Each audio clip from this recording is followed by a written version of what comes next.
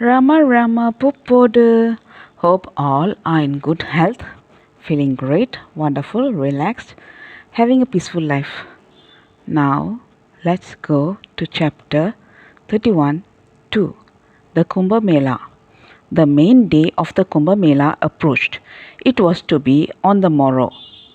Ramdas asked the sadhu if he had any idea of attending the festival at Haridwar. The sadhu seemed to have a great desire to be present at Haridwar the next day for the great occasion. He requested Ramdas to go with him. Ramdas also wished to see the fun. That they had good fun at the fair would be clear from what follows.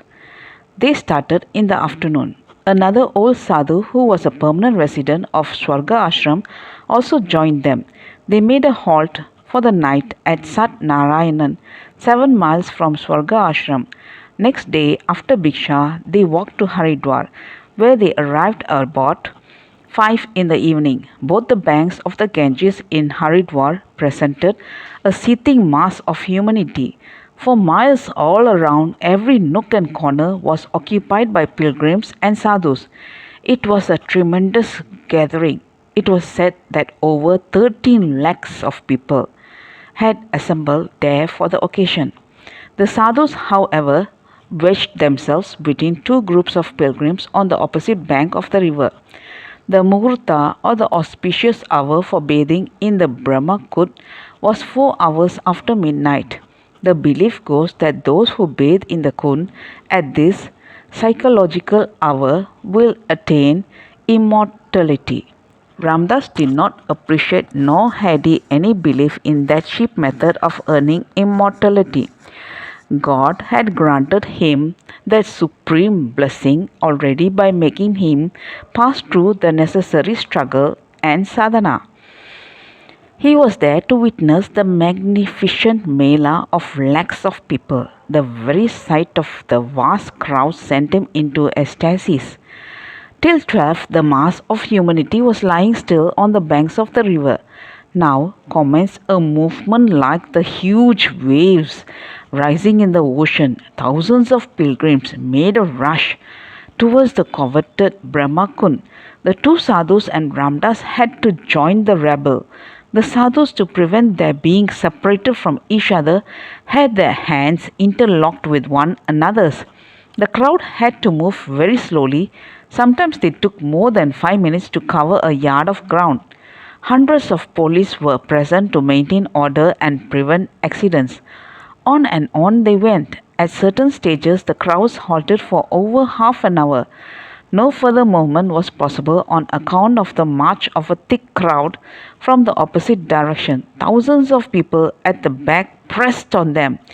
They were crushed and squeezed as a sugar cane in the juice extracting machine.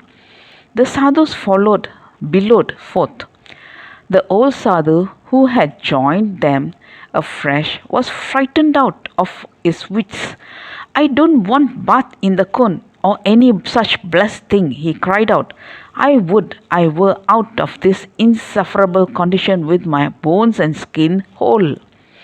But there was no escape. They had bargained for the experience and they must go through it willy-nilly. The sadhu's one thought was freedom from the most uncomfortable situation in which he found himself, and counted such freedom as nothing short of immortality itself. At last they reached a square open place on a broad road, where a number of police, with the help of their long lathis used for fencing, had kept at bay two on-rushing crowds from opposite directions of the road. They crouched close to a sweetmeat shop on the roadside. A moment had not passed when the lathi fence gave way in one direction owing to the enormous pressure of the crowd, and what ensued was a perfect pandemonium. Cries, yells, stamping, and cursing rent the air. The old sadhu, who was close to Ramdas, giving himself up for lost, gave out a piercing yell. Ramdas was leaning against the wall of a shop, and he found two standing on his knees, two on his shoulders, and one on his neck. which bent down with the weight. All through this marvelous experience, he was perfectly calm and collected. He remembers to have at the time had his breathing entirely stopped. He sustained the heavy human bodies with ease. If he had fallen down, he would have been trampled down to a pulp. But God's protecting hands was ever on him. Ramdas now heard a piteous cry from the old sadhu. A stout mother had taken up standing posture on his chest, and he was exhorting her. "Oh, mother, you are my dearest mother. Please do come down from my chest. I cannot bear your weight. Oh, mother, 1,000 dandavats at your precious feet. Please do."